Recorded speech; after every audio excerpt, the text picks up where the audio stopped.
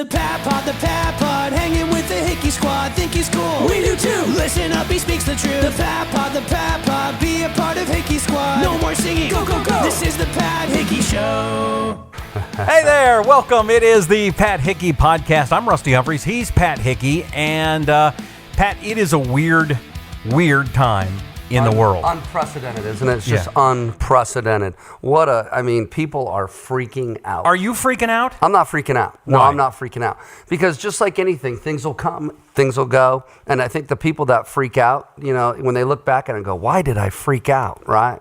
So, again, we're going to get a handle on this. But what we need to do is just think about who you really are and just go back to, this is a good time to reset, to hit the reset button, I think, right? Well, sure. And I think when you look at history and you look at the times when people panicked, it was always the guys that didn't panic that said, I'm going to buy when everybody else is selling. Right. Those are the guys that got really rich, right? Well, Warren Buffett, my boss says that to buy when people are scared and sell when people aren't. So, I think he's one of the richest guys in the world. I think we need to probably follow that advice, right?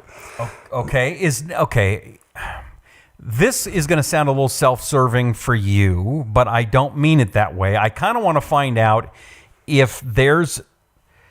Listen, you talk to a car dealer about buying a car, and he's going to, he's not the best guy usually to talk to. But he is the best guy. Why? Because if you want to get, medical advice, do you go to a car guy or you go to a doctor? If you want to get car guy advice, you go to a car guy. Okay. Right? But now the thing about Pat is he's going to tell you the truth. Right. You're going to tell me the truth. Right. And I think that car guys got a bad reputation. I think at the end of the day, hey, we're here to make a profit. We're going to make a profit. We do lose some money on some car deals, but overall we make money on every car deal, pretty much. So when they say, hey, I'm not making any money, there's some truth and not truth to that. So you got to look at the deal. And sometimes, hey, just like anything, end of month, we have to hit a quota. If we lose money, we'll get extra money at the end of the deal. We lost money on that deal, but we made money at the end. Okay. It's a weird time right now because literally an hour or two ago, the governor of the state of Arizona, where we live, basically shut the state down. Right. Like other states in this time of, crisis, is that they don't know what to do. So they're going to try to shut and tell everyone to stay at home, which is probably a good idea. But there's still people coming out buying cars, and they're going to still need a car because their car broke down and they need a car to get to the grocery store. They need their car fixed to have an emergency car. So the car dealership in Arizona are staying open.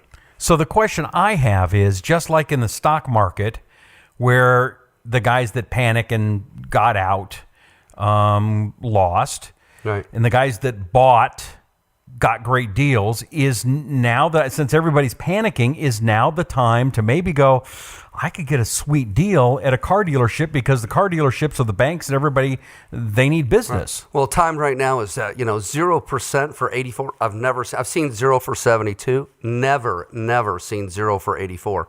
I think that's a great deal in itself. Mm-hmm. Plus, all the dealers have too much inventory. So they need to, with too much inventory, we pay monthly payments on every car. Just like you have one car payment, we have 1,000 car payments, and we need to reduce that car payment.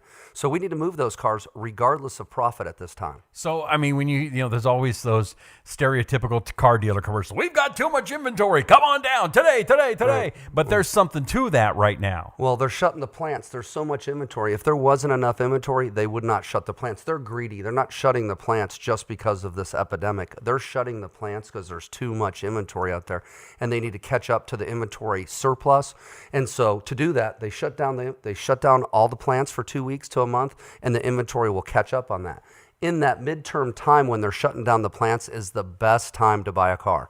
If you come down, hey, if you have a trade, you come in, we'll almost make any deal, and even some that don't make sense. Really? Okay, so how do I go in and get the best deal for me?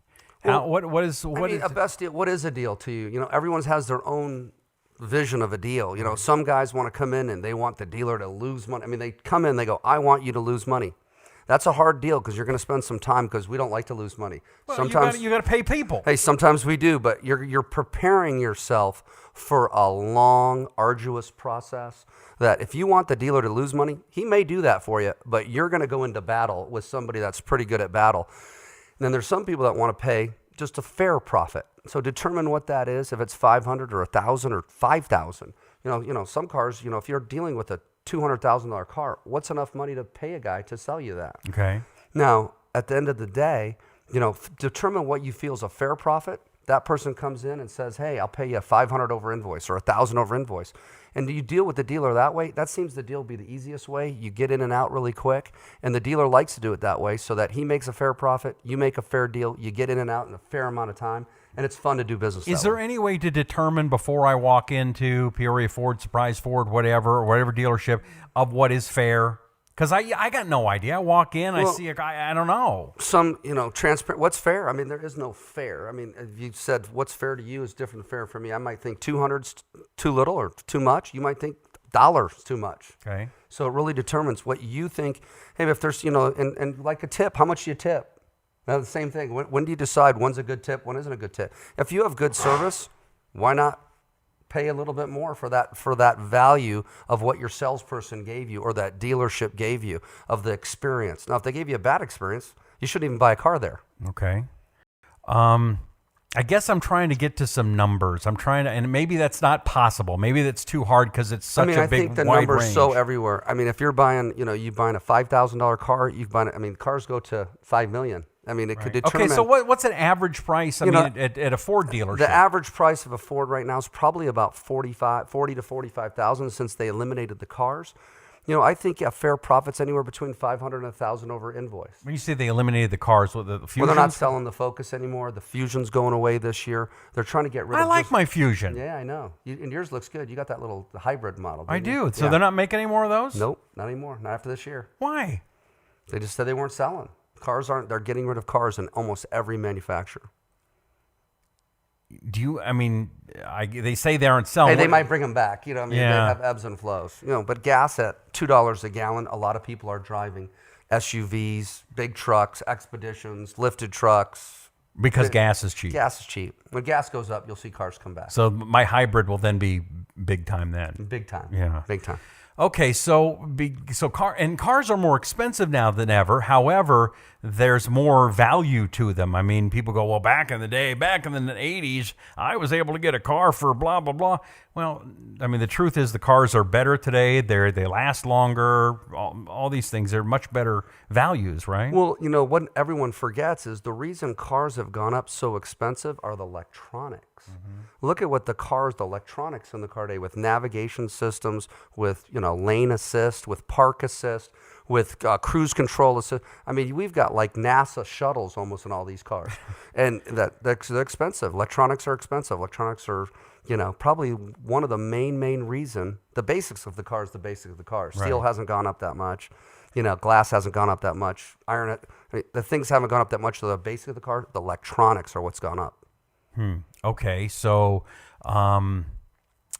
it's hard to determine what. I think it's fair. It's just like a tip. Determine what you feel is a fair deal. If it's a distressed product, hey man, if they've got 1,000 of them and there may be no profit, that's just a great deal. Is there a way you can tell? Are there any? I think your most son dealers, comes in, your cousin. I think most dealers will show you the invoice right now. If they don't, you can look it up. You can find it on pretty much of these vendors. I wouldn't. KBB will probably give you the invoice on every car right now.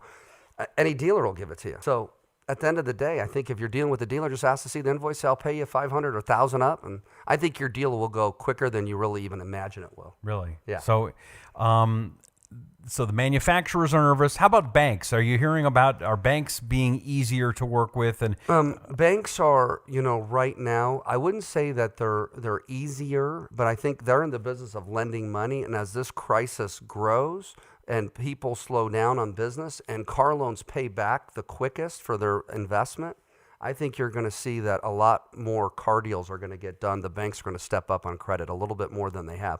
So if you have bad credit, I wouldn't say not try. Go in there and try. I think you'll get a better interest rate than you've ever thought you could. What is considered bad credit for a car, good credit for a car, excellent? Do you know? Well, credit scores, that's a really tough question too because it's all over the spot. But, 800 credit scores, obviously that's good. One of the best, right? And then, if you're in the mid fives, I had a deal today that the person was a mid 550 credit score and we got like 7% for him. Wow. Which, and you've gone back a year, that was 14 to 18%. So I mean, I've heard of banks some are around that aggressive. 22% even. Some 40%. I mean, I've seen them. Wow. The banks are really, really, they need to make money. And if people aren't buying a lot of cars, they got to buy their money somewhere, and they're going to take more risk.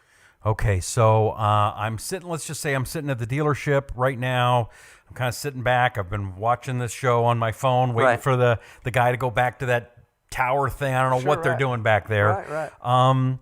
Any suggestions, any tips? What are you saying to, me to feel more comfortable and maybe save a couple buying dollars? a car's tough, and it's a lot of self-perceived fear. And when you're fearful of something, your guard's up, your communication skills are not very good. So when you're dealing with people, just remember, what are you scared of? Losing the money, losing the deal, getting ripped off, paying too much. Yeah.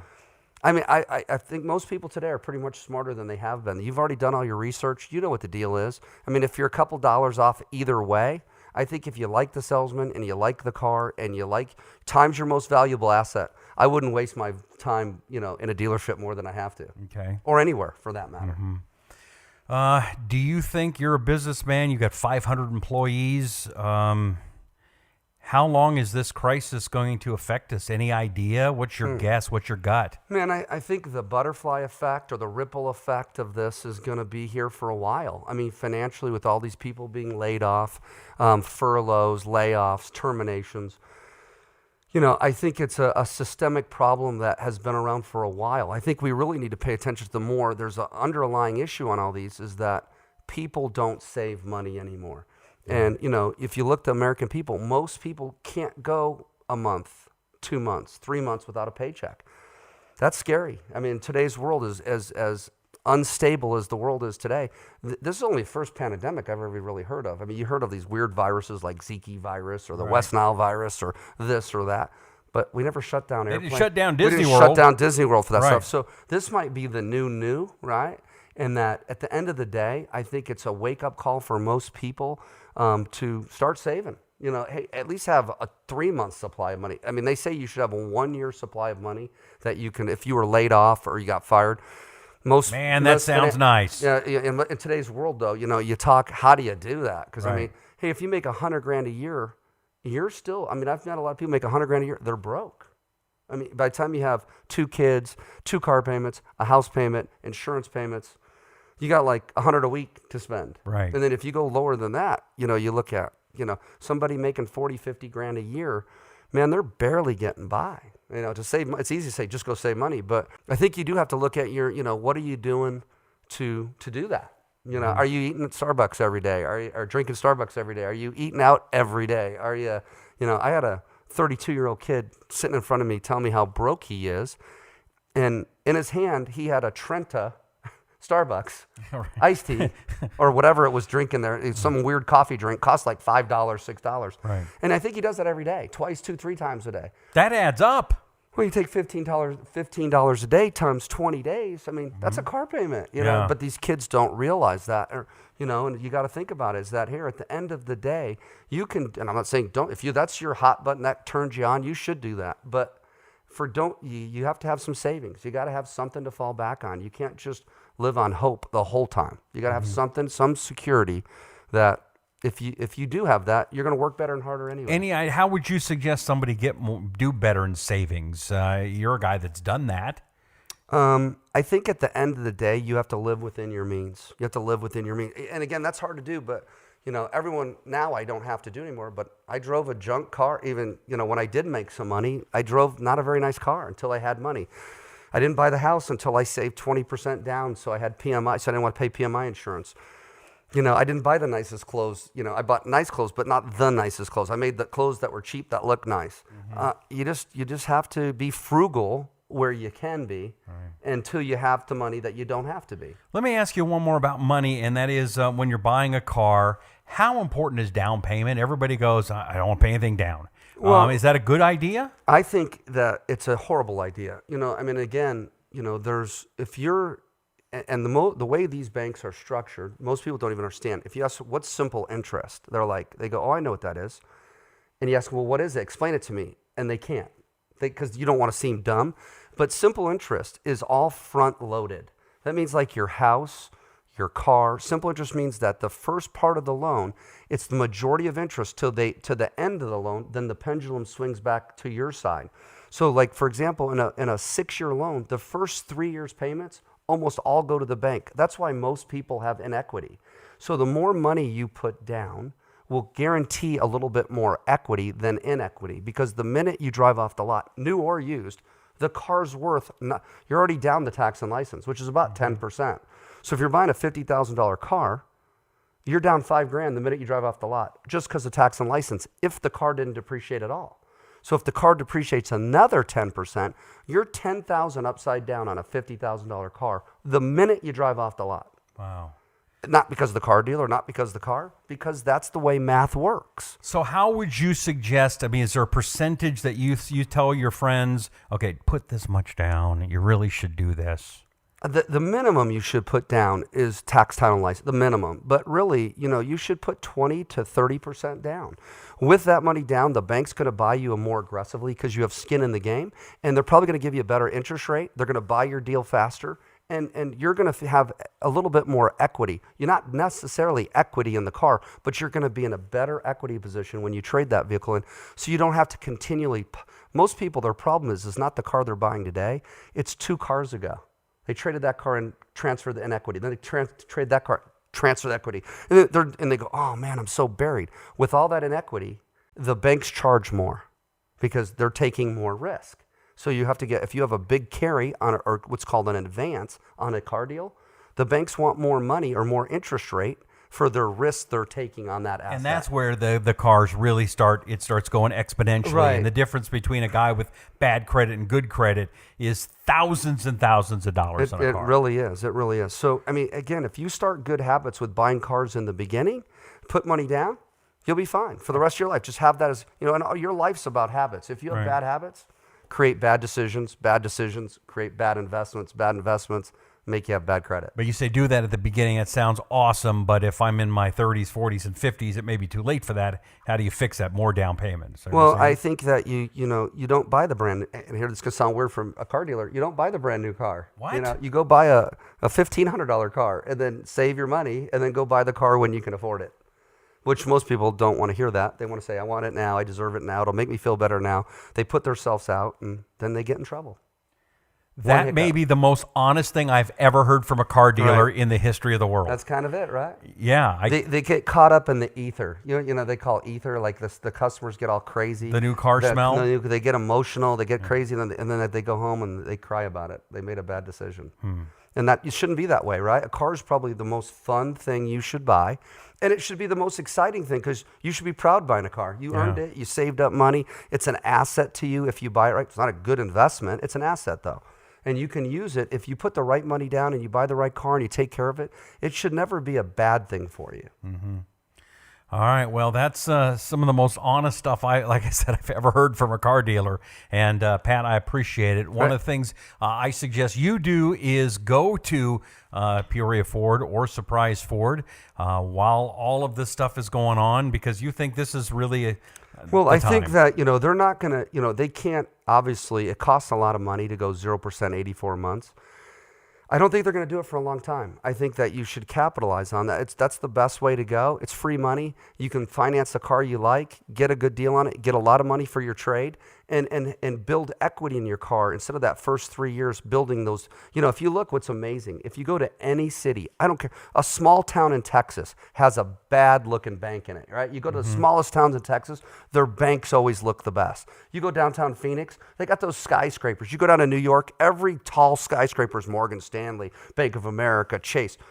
They must be doing something, making a lot of money on us, right? Because the car dealers don't have the biggest buildings in the cities. No. They don't have the biggest buildings in those small cities. It's always the banks have the best buildings. Why? Because they make the most money. So they're making the most money on these loans. Make sure that you put a lot more money down and don't help them build that big bank. All right. Great advice. Great advice. Pat Hickey's his name. Go to PeoriaFord.com or SurpriseFord.com. Tell your friends about the Pat Hickey Show. We're not going to be talking about cars all the time. We got all kinds of interesting things. The next one, we have hormones. We're talking about hormones. We're actually going to talk about hormones and how to stay healthy during this. How to stay healthy. Right. So that's coming up. And then giving back too. We're going to talk about giving so back. We have a lot coming up. Right. Share this with your friends. Just hit the subscribe button, whether it's here on YouTube or Apple Podcasts, Google Podcasts, Roku, Fire TV, Apple TV, wherever you see the show. Please subscribe and tell your friends, and we sure appreciate you. You're Maybe tapping. I need to get tigers. What? I think I got to, like that Tiger King. Yeah. You can get tigers for $2,000. You gonna get one? If they let me, if I don't know, my wife probably won't let me have one, but I'd like to have one. Wouldn't it be cool if we had a couple tigers right here? Man, this show would go crazy. We'll have to talk about the Tiger King, We'll too. get tigers. You're into that show. Pat Exotic. Pat Exotic. Pat Exotic. On that, we'll be back. We'll see you next time. I'm Rusty Humphries. He's Pat Hickey, and thanks for checking out the Pat Hickey Show.